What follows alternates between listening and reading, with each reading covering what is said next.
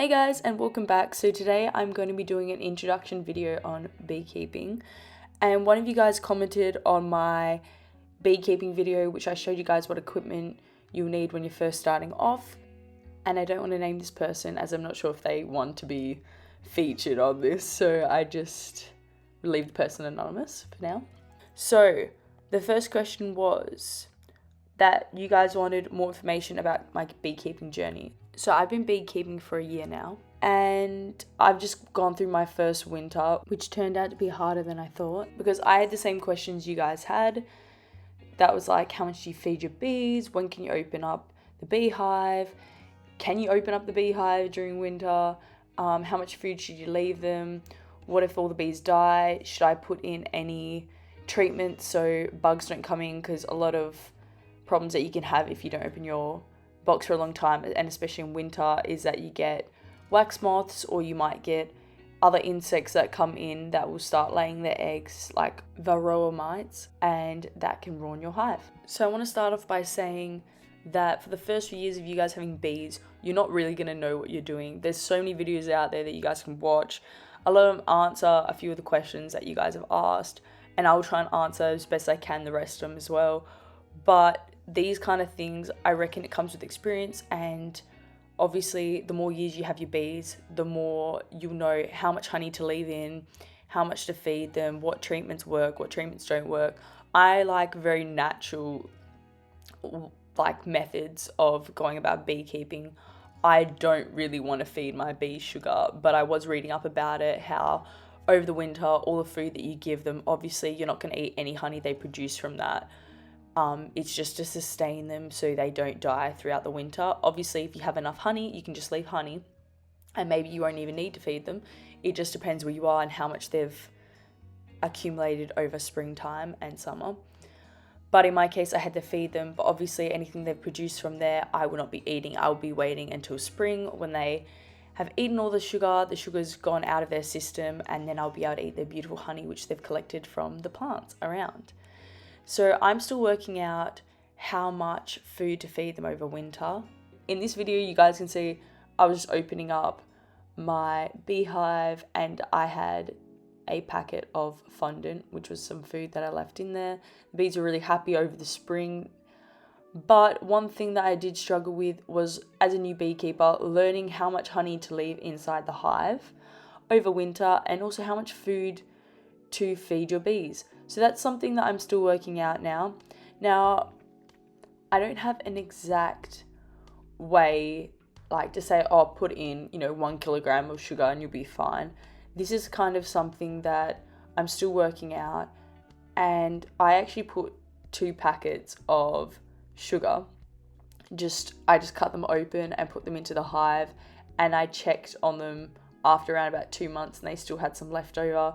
So that's kind of one of those things that I don't really believe there is a exact way. Maybe after I've been beekeeping for 5 or 6 years, I'll be able to give you guys an exact weight of sugar that you can put in.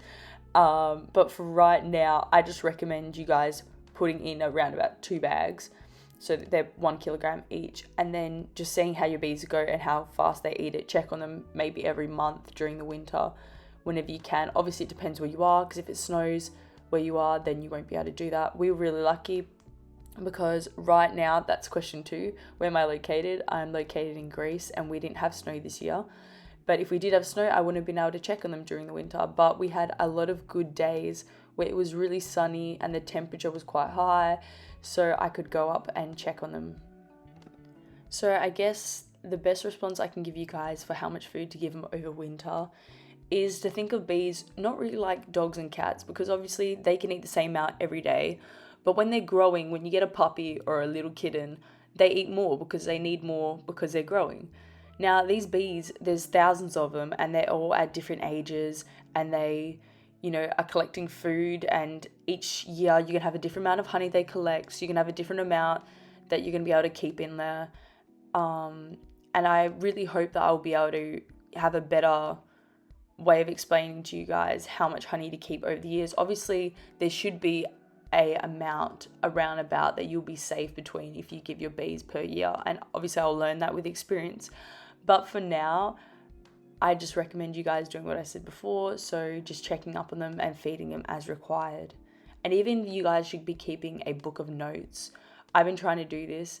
I will show you guys what I've come up with, which was just when I was first learning about bees before I even got bees, which I was writing about, how long it takes for the eggs to hatch and the queen bee to hatch, and just a few notes of what they need to eat and what they need to sustain a really good hive, from food to water and a few other things. So I really recommend you guys start that as well, and just to keep an eye on what you guys have done for your bees, so you know also how much it's going to cost you around about per year, and so anytime you get a surprise, you know how to handle it because you've got all your notes there.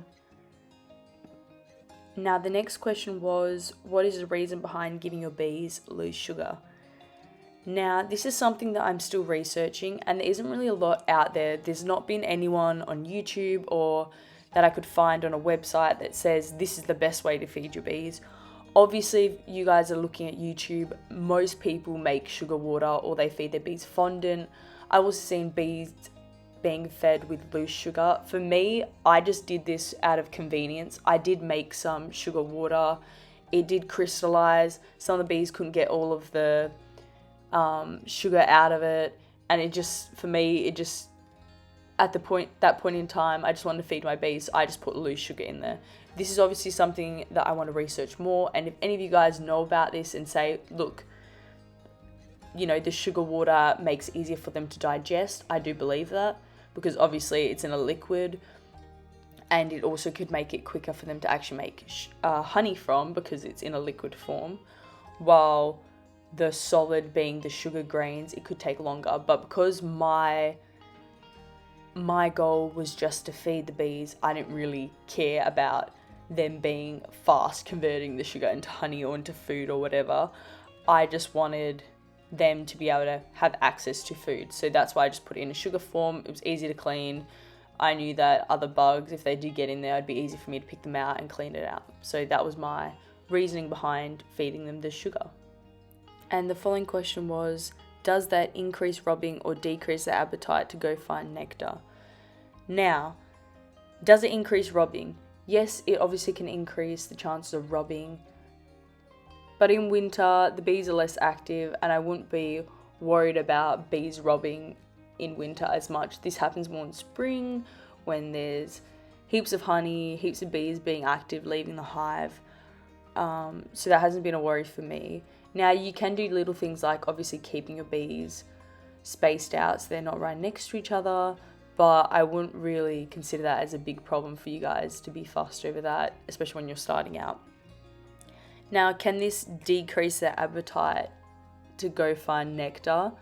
Well, in winter, because it's been raining and I thought it was actually going to snow where we were because it snowed last year, I didn't really think that they were going to come out of the hive. It actually had really good weather, so yes, obviously it can make them not want to leave the hive because they've got food in there. Obviously there'll still be some that will leave the hive, but that wasn't really a worry for me. My goal for the first year was just to keep them alive. Obviously as the years go on and you become better and more equipped and aware of what your bees need, then you can put less food so they can go out more. But it obviously just depends on the year, because if you're somewhere where it snows, well, your bees aren't going to be able to get the chance of leaving the hive because they will die because it's really cold. But if you're somewhere where it's tropical weather or where it's really sunny and it doesn't really have a lot of rainy days and the bees can get out, then yeah, you can put less food, you can keep an eye on them and only put food as they need. But in my case, it was the first year, I really didn't want to lose them over winter, so I just put in whatever I thought, and when it ran out, I put more. I didn't really worry about their appetite being affected or them not coming out of the hive. My goal was just to keep them alive, so it just depends on what your goal is for your first year when you're still learning. Now, obviously, the best part is that once winter's over and they start going out, they'll obviously at some point run out of the sugar or the sugar water, whatever food you guys are feeding them, and they will have to get out of the hive to get food. So it's not like you've actually ruined their appetite or anything like that, because at some point, once that runs out, they're going to have to go out and they're going to have to do their job that they were made to do and that they know how to do very well, which is going and collecting nectar and pollen and bringing it back to the hive. So the next question was, do you use sugar instead of smoking the bees to keep them calm? No, I don't use sugar for that reason, just to feed them. I still use a smoker. As the now time has gone past, I've been using less smoke on them. I haven't been having as big of a need to use as much smoke. Obviously, that's also you learning through the months and through the years how to handle the bees better and more fragile.